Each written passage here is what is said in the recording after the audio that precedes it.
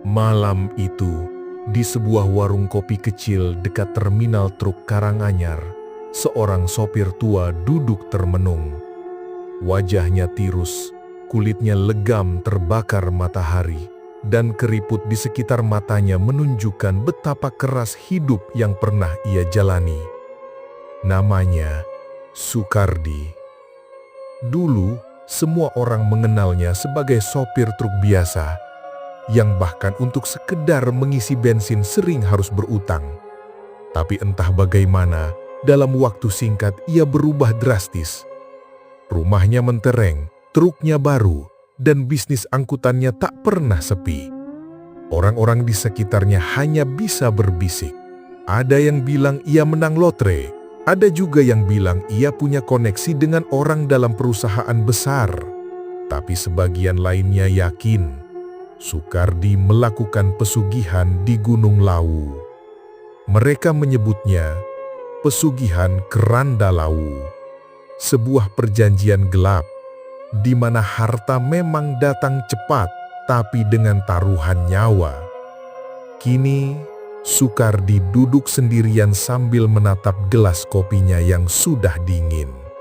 Dari raut wajahnya seolah ada rahasia besar yang ingin ia ceritakan, tapi tertahan di tenggorokannya.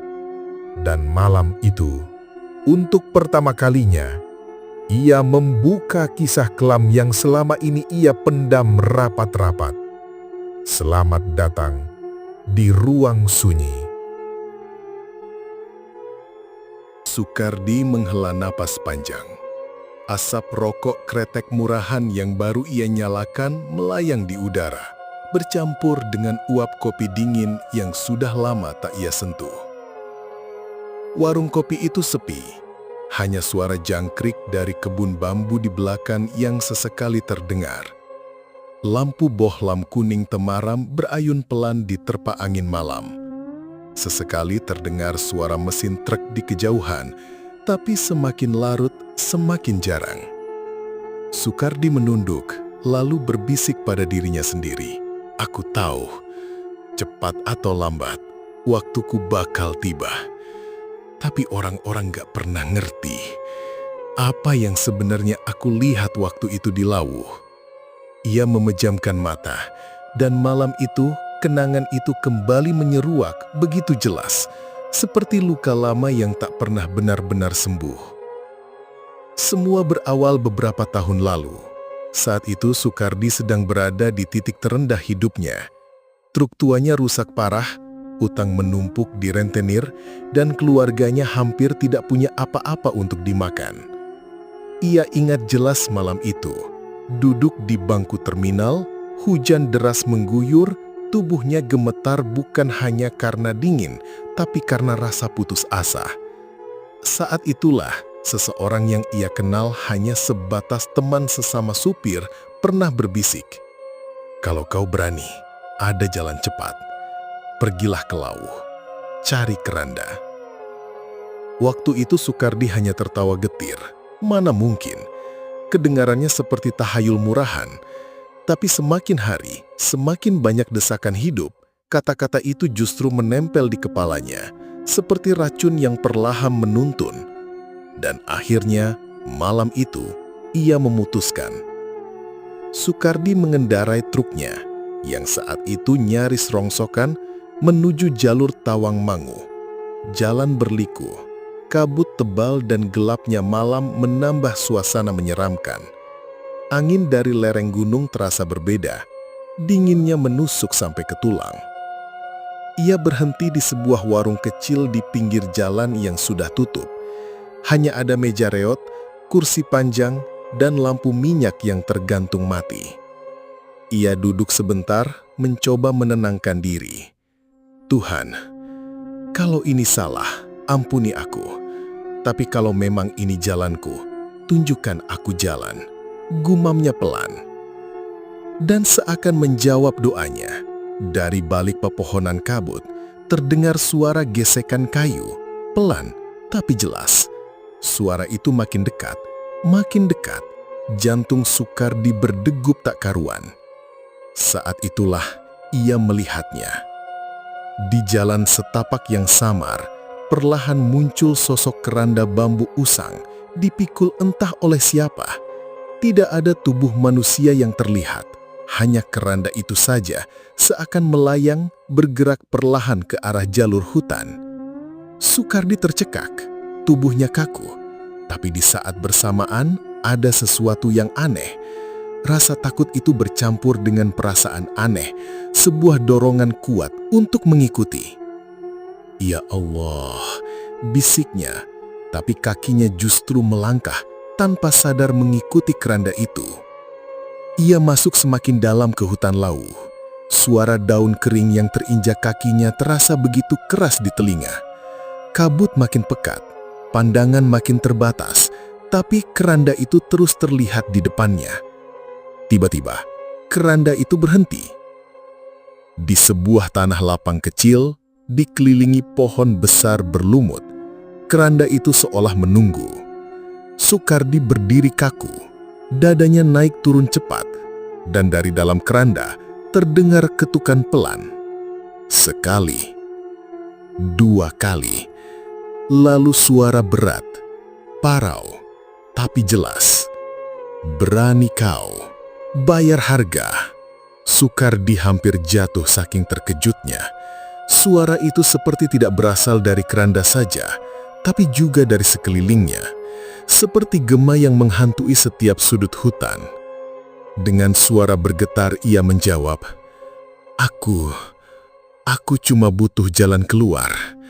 Aku cuma mau rejeki buat anak istriku." Suara itu kembali terdengar. Kali ini lebih jelas, lebih menekan. "Bukan cuma rejeki, kau akan dapat lebih. Tapi setiap kepingan emas, setiap roda trukmu berputar, adalah tarikan napas hidupmu yang berkurang." Sukardi merinding. Bulu kuduknya berdiri. Ia sadar, inilah yang disebut orang-orang. Inilah pesugihan keranda lauh. Malam itu, ia membuat perjanjian. Tidak ada tinta, tidak ada tanda tangan, hanya ucapannya yang bergema di hutan, disaksikan keranda itu. Dan sejak malam itu pula, hidupnya berubah. Truknya tak pernah lagi rusak, orderan datang tanpa henti, uang mengalir deras, rumahnya yang dulu reot berubah jadi bangunan megah. Tapi bersamaan dengan itu Sukardi mulai dihantui mimpi buruk. Setiap malam, ia mendengar suara ketukan dari bawah randangnya.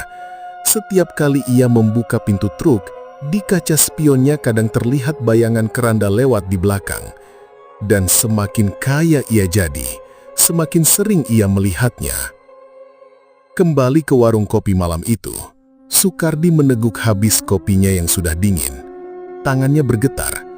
"Aku tahu waktuku nggak nyama lagi," gumamnya. Angin malam bertiup dari arah hutan bambu, membuat lampu bohlam kembali bergoyang. Dan dalam sekejap, Sukardi merasa ia tidak sendiri lagi di warung itu. Di sudut gelap warung, samar terlihat bayangan keranda. Tidak jelas, hanya siluet, tapi cukup membuat darahnya membeku. Sukardi menutup wajah dengan kedua tangannya. "Astagfirullah, jangan sekarang." Tapi suara itu kembali terdengar, sama seperti malam pertama di lauh. Dalam bisikan parau yang menusuk telinga, "Waktumu makin dekat." Kabut malam di lereng Gunung Lau semakin tebal ketika Sukardi menyalakan lampu truknya yang sudah tua. Jalan sempit, licin dan berliku-liku membuat tangannya kaku di setir. Hati Sukardi campur aduk antara takut, ragu, dan dorongan untuk menuntaskan apa yang telah ia mulai. Setiap kilometer yang dilewati, suara kabut berdesir di pepohonan pinus terdengar seperti bisikan samar. Kadang Sukardi menoleh ke kaca spion dan melihat bayangan gelap melintas, sekilas seperti keranda bambu yang pernah ia temui malam pertama di hutan. Ia menelan ludah dan memaksa diri untuk fokus. Malam itu, Sukardi teringat kembali nasihat sesama sopir. Kalau kau sudah pernah melihatnya, jangan pernah menoleh terlalu lama. Biarkan keranda itu di jalanmu, jangan di hatimu. Tapi semakin malam, semakin berat beban itu. Hutan lau seakan hidup. Suara ranting patah, hembusan angin dingin dan aroma tanah basah menciptakan atmosfer yang menekan. Truknya melintasi jalan berbatu, dan setiap kali roda berguncang, Sukardi akan mendengar ketukan dari bak truknya sendiri. Ia berhenti sebentar di tepi jurang kecil, menatap ke bawah, melihat kabut menutupi dasar lembah.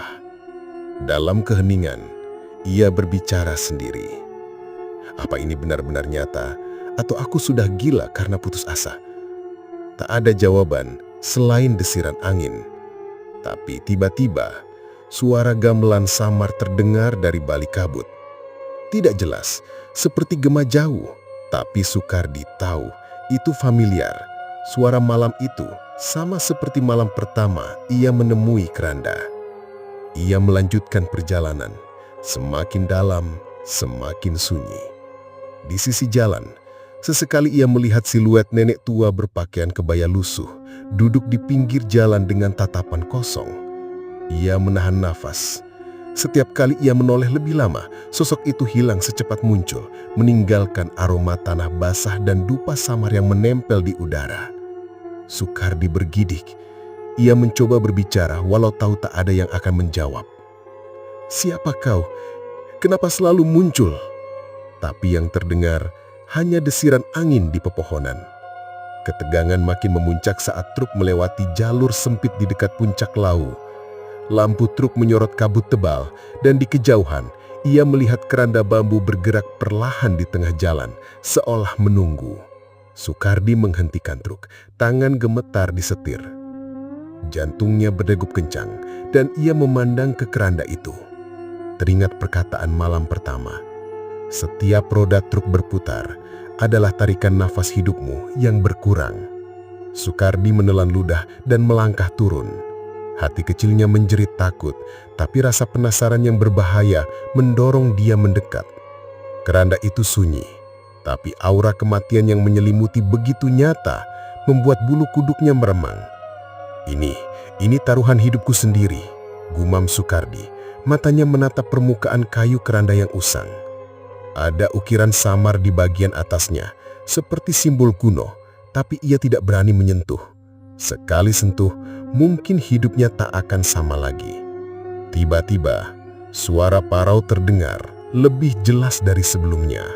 "Apakah kau siap?" Sukardi menunduk, tangannya gemetar. Aku hanya ingin hidup untuk keluarga, tapi aku takut." Suara itu kembali menekan, seakan membalikan setiap pikiran rasionalnya. Hidup dan kekayaan datang dengan harga yang kau pilih sendiri. Jangan menyesal. Ketegangan semakin naik saat keranda bergerak sedikit, seperti mendorong Sukardi ke arah jalur truknya. Ia menyadari ini bukan sekedar legenda. Keranda itu memiliki kehendak sendiri. Dan malam itu, Sukardi membuat keputusan yang mengikatnya selamanya. Ia menaikkan keranda ke bak truknya tanpa tahu konsekuensi pasti. Begitu keranda masuk, kabut seakan menelan truknya. Suara gamelan semakin keras, bergema di sepanjang lereng Gunung Lau. Sukardi duduk di kursi setir, tubuhnya gemetar, menatap kabut yang tak mau pergi. Ia tahu, malam itu, hidupnya telah berubah. Tidak hanya kaya mendadak menantinya, tapi juga taruhan nyawa yang kini mengikuti setiap perjalanan truknya. Dan saat ia menyalakan lampu truk dan melanjutkan perjalanan kembali, bayangan keranda di kaca spionnya semakin nyata, semakin dekat. Malam itu, setelah menaikkan keranda ke bak truk, Sukardi melanjutkan perjalanan menuruni lereng Gunung Lau. Kabut tebal masih menyelimuti, membuat setiap lampu truk hanya mampu menembus beberapa meter ke depan. Napasnya tersengal, tangan masih gemetar. Ia sadar, ini bukan lagi sekadar legenda. Keranda itu memiliki kekuatan nyata yang menuntut dirinya membayar harga. Setiap guncangan roda truk terasa seperti ketukan di dadanya sendiri. Ia menoleh ke belakang, keranda tetap diam, tapi aura kematian yang menyelimutinya begitu kuat, seolah menuntut sesuatu. Sukardi menelan ludah dan mencoba menenangkan diri. Sudahlah, tenangkan pikiran. Ini cuma kebetulan. Ini cuma gumamnya, tapi kata-katanya tercegat di tenggorokan. Beberapa malam kemudian, Sukardi mulai merasakan perubahan aneh. Truknya selalu tiba tepat waktu. Orderan datang lebih banyak dari perkiraan. Uang mengalir deras. Rumahnya yang reot kini berdiri megah di tepi kota. Semua tampak sempurna, kecuali ketenangan hatinya. Suatu malam, saat ia sedang memeriksa truk di halaman rumah, ia merasakan hawa dingin yang menusuk tulang. Bayangan keranda muncul di balik pohon trembesi di halaman. Meski ia yakin, keranda itu ada di bak truknya. Sukardi menutup mata, mencoba mengabaikan. "Tolong, ini nggak adil," bisiknya. "Aku cuma mau hidup normal." Suara itu muncul lagi, parau dan menusuk telinga. "Setiap roda berputar, setiap rupiah yang kau dapat adalah tarikan nafasmu sendiri. Pilihannya sudah kau buat." Keesokan malamnya, di kantor truk, Sukardi bertemu dengan teman lamanya, Joko, sopir truk yang dulu memberinya informasi tentang pesugihan. Sukardi mencoba berbagi kegelisahannya. "Joko, aku nggak tahu harus bagaimana. Setiap kali aku tidur, selalu ada bayangan keranda itu. Rasanya seperti aku diawasi." Joko menatap Sukardi, wajahnya tegang. "Suk, kau harus sadar, pesugihan itu nggak main-main. Setiap keuntungan selalu dibayar dengan nyawa atau bagian dari hidupmu. Aku dulu pernah bilang, jangan main-main dengan keranda lau." Sukardi menunduk, menyadari betapa bodohnya ia dulu. Tapi saat itu juga, ia mulai merasakan sakit di dadanya sendiri, seperti tekanan tak terlihat, ritmis, bertempatan dengan suara ketukan dari bak truknya. Hari-hari berikutnya semakin mencekam. Sukardi merasakan setiap gerakan keranda di bak truk seperti dorongan untuk mengambil keputusan. Ia mulai mimpi buruk, melihat bayangan keranda menggelayut di langit-langit kamar, di kaca jendela truk, dan terkadang bahkan di jalan-jalan kota. Suatu malam, ia duduk di teras rumah, berbicara sendiri, mencoba mencari jalan keluar. "Aku harus berhenti. Tapi bagaimana? Sudah terikat." Di balik pepohonan trembesi, sosok perempuan tua berpakaian putih lusuh muncul. Wajahnya pucat, matanya kosong, tapi menatap Sukardi dengan intens. Sukardi menjerit, tapi suaranya tertahan. Sosok itu bergerak perlahan, seakan menuntun dirinya untuk memahami konsekuensi perbuatannya. Ia ingat kembali perkataan Joko, "Setiap keuntungan dibayar dengan hidupmu sendiri." Seketika, Sukardi sadar, pesugihan itu bukan hanya soal uang. Ia telah menukar bagian dari hidupnya sendiri, waktu, kesehatan, dan mungkin nyawa dengan kekayaan instan. Ketegangan memuncak saat Sukardi harus mengantarkan truk ke terminal di kota berikutnya. Di perjalanan, kabut tebal kembali menutup jalan. Lampu truk menyorot sebuah bayangan di tengah jalan, keranda itu sendiri. Tapi kali ini, Sukardi melihat tanda-tanda nyata, seperti jari-jari samar menempel di kayu keranda dan suara nafas berat seakan dari dalamnya. Ia menjerit, tangan menggenggam setir. Ini tidak mungkin. Aku harus menyingkir." Tapi keranda itu bergerak seirama dengan truknya, menuntun Sukardi melewati jalan licin tanpa menabrak jurang. Sukardi sadar ia bukan mengendalikan truk, tapi keranda itu mengendalikan hidupnya sekarang. Sesampainya di terminal, Sukardi turun, tubuh gemetar. Ia menatap keranda di bak truk, merasakan aura kematian yang begitu pekat. Joko datang menghampiri, menepuk pundaknya. "Kau sudah melihat sendiri, Suk. Inilah yang aku bilang. Sekali kau masuk ke jalan pesugihan, kau tak bisa mundur. Hidupmu sudah jadi taruhan." Sukardi hanya menunduk, menelan ludah. Ia tahu, malam-malam berikutnya, keranda itu akan selalu hadir, membayangi setiap langkahnya, setiap keputusan, dan setiap nafas yang ia ambil. Sukardi kini semakin terbiasa dengan kekayaannya yang instan. Truk-truk baru, rumah megah, uang yang terus mengalir. Tapi malam demi malam, ketakutan semakin nyata. Suara-suara aneh, bayangan keranda dan hawa dingin yang menyelimuti membuatnya sulit tidur. Rasa bersalah dan paranoia mulai menekan pikirannya. Suatu malam, saat mengantarkan barang ke kota tetangga, Sukardi merasakan truknya bergerak sendiri saat menanjak jalan menutup jurang. Roda truk terdengar menggeram dan dari kaca spion, bayangan keranda tampak menempel di bak, meski ia yakin sudah mengamankan keranda dengan baik. Dalam perjalanan itu, Sukardi mencoba berbicara pada keranda sendiri, seakan memohon. "Kau jangan ambil hidupku. Aku cuma ingin keluarga aman." Hening. Hanya terdengar hembusan angin di antara pepohonan pinus.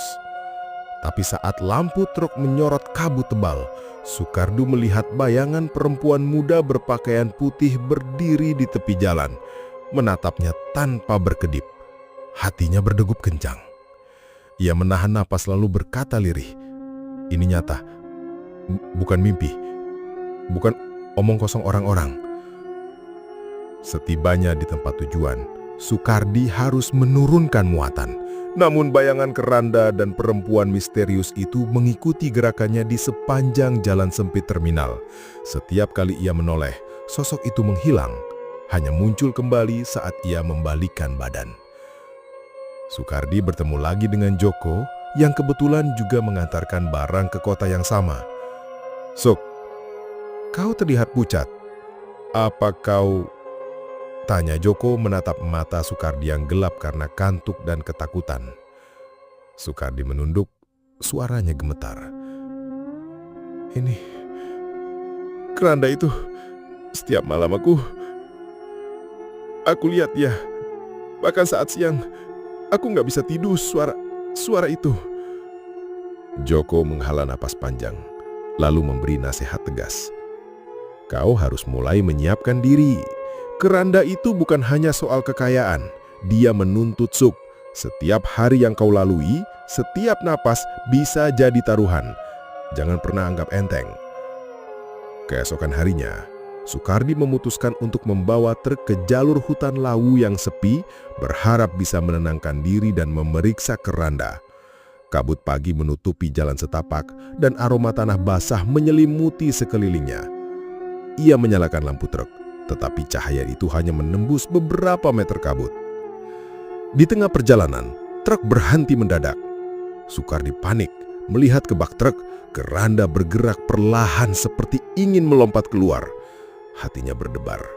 Ia mencoba menahan keranda dengan tangan gemetar. "Tidak, jangan. Aku menyerah." Sukardi berteriak dalam hati, rasa takutnya memuncak.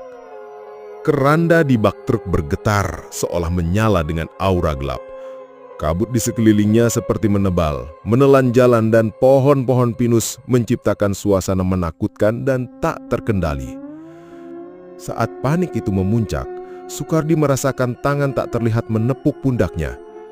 Ia menoleh cepat, tidak ada siapapun di sana.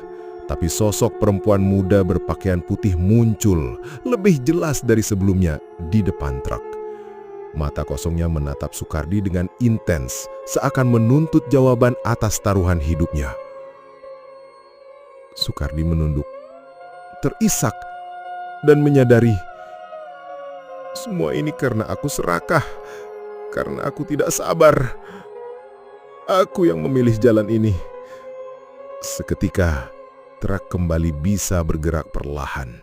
Keranda tetap di bak, tapi aura mautnya terasa semakin kuat.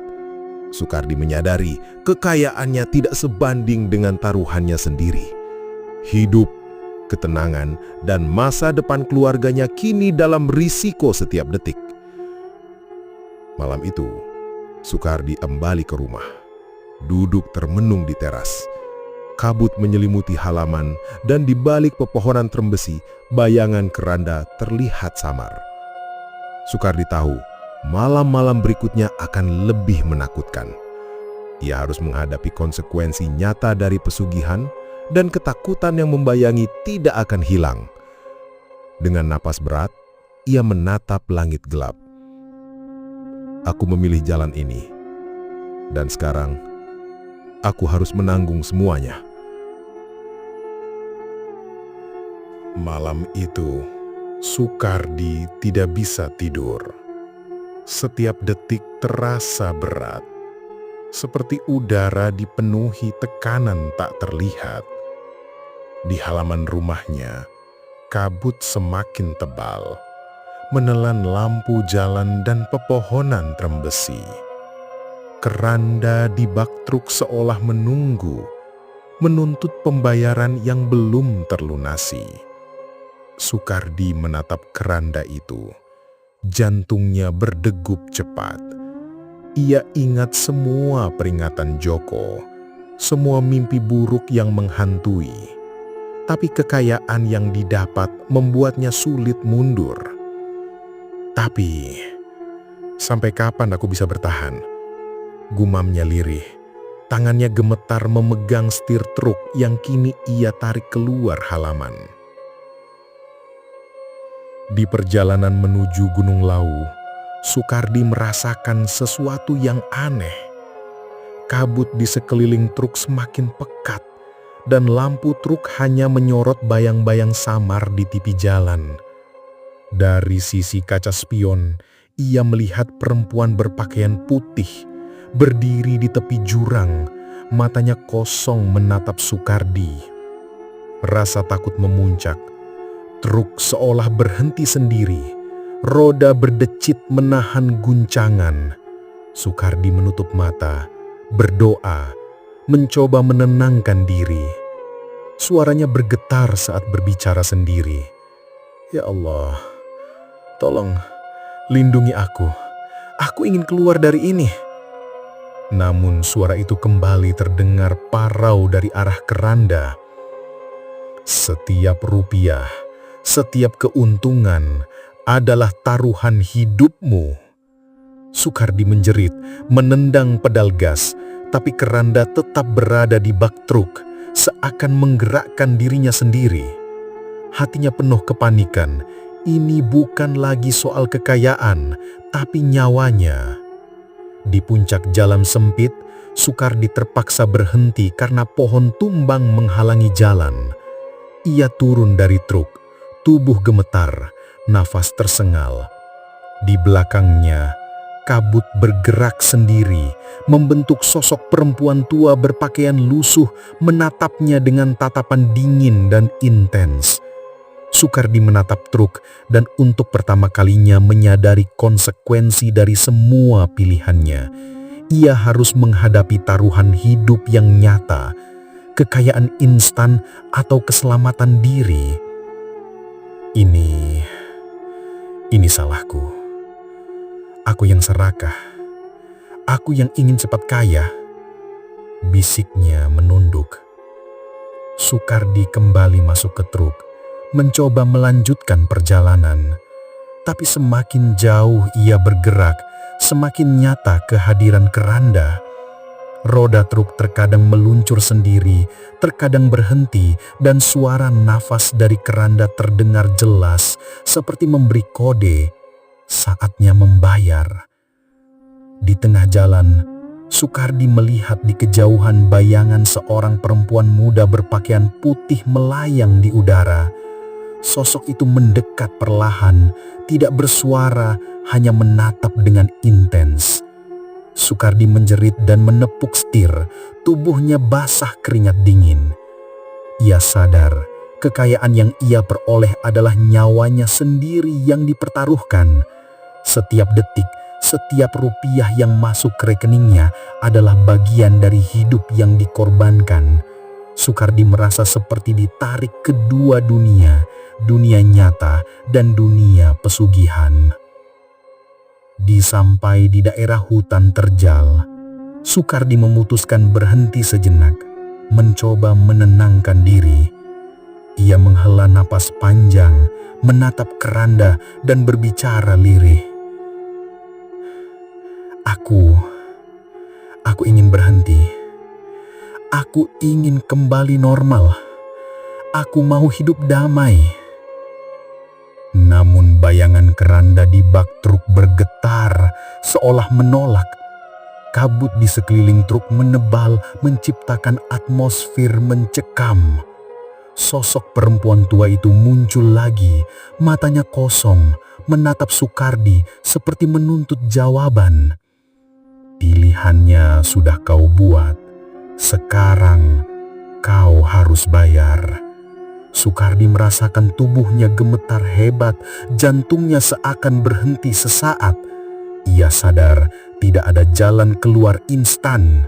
Semua taruhan hidup yang ia ambil melalui pesugihan ini harus dibayar, dan waktu untuk membayar kian mendekat.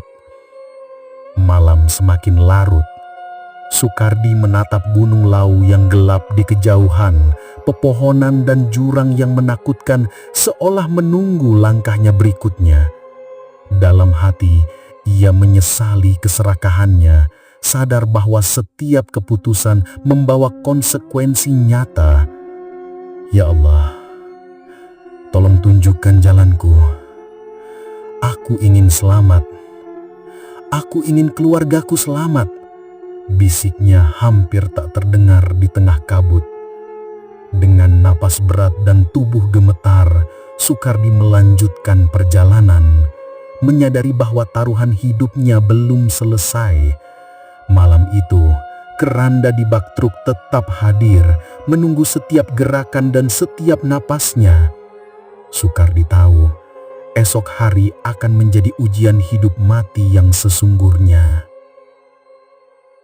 Fajar perlahan menyingsing di atas Gunung Lawu, menyinari kabut tipis yang masih menggantung di antara pepohonan pinus dan trembesi. Soekardi duduk di teras rumahnya, tubuh gemetar, nafas masih tersengal. Keranda di truk yang tadi malam menakutinya kini diam, tetapi aura gelapnya terasa masih menempel, seperti peringatan yang tak boleh diabaikan. Ia menunduk, menatap tangan yang masih gemetar dan menghela napas panjang. Hatinya penuh penyesalan. Keserakahannya telah membawa konsekuensi yang nyata. Ia sadar, kekayaan instan yang diperoleh melalui pesugihan bukanlah berkah, melainkan taruhan hidup yang tidak bisa dihindari. Dengan suara lirih, ia berbicara pada dirinya sendiri. Setiap rupiah, setiap harta, ada harga yang harus dibayar. Aku harus menghadapinya dan mencari jalan kembali pada Allah. Soekardi pun memutuskan melakukan pendekatan religius. Ia mulai sholat tahajud di kamar, memohon ampun atas keserakahan dan pilihannya selama ini. Air mata menetes bersih dari rasa takut yang menekan sejak malam-malam terakhir. Ia tahu, hanya dengan iman dan kesadaran diri, ia bisa menemukan ketenangan. Setelah sholat, Soekardi membawa keranda itu ke halaman terbuka, menatapnya penuh ketegangan. Dengan doa dan niat tulus, ia melepaskan energi gelap yang selama ini menempel. Kabut malam yang tebal mulai tersingkap perlahan, dan hawa berat yang menyelimuti rumahnya terasa meluntur. Soekardi menunduk, menyadari pelajaran hidup yang mahal. Kekayaan instan tanpa kerja keras dan kesabaran hanyalah jebakan maut. Ia tersenyum tipis, lega namun penuh kewaspadaan. Menoleh ke arah truk dan keranda, Soekardi berbicara dengan nada tegas namun lembut. Ini pelajaran untukku dan mungkin untuk siapapun yang mendengar kisah ini. Jangan pernah tergiur oleh kekayaan instan, karena nyawa dan hati nurani adalah taruhan yang tidak sebanding dengan harta dunia. Ia menatap kamera seakan berbicara pada penonton, memberi peringatan sekaligus pengalaman nyata yang bisa menjadi pelajaran. Kalau kau berpikir pesugihan bisa menyelesaikan masalah, pikirkan lagi. Setiap keuntungan pasti punya harga. Apa kau berani mempertaruhkan nyawamu? Ia menunduk, mengambil napas panjang, dan menatap langit pagi yang mulai cerah. Ketegangan perlahan menghilang, tapi pelajaran akan terus melekat. Tuliskan pendapatmu di kolom komentar. Apakah kau percaya dengan kisah pesugihan seperti ini? Bagikan pengalaman atau pendapatmu. Nantikan kisah mencekam berikutnya hanya di Ruang Sunyi.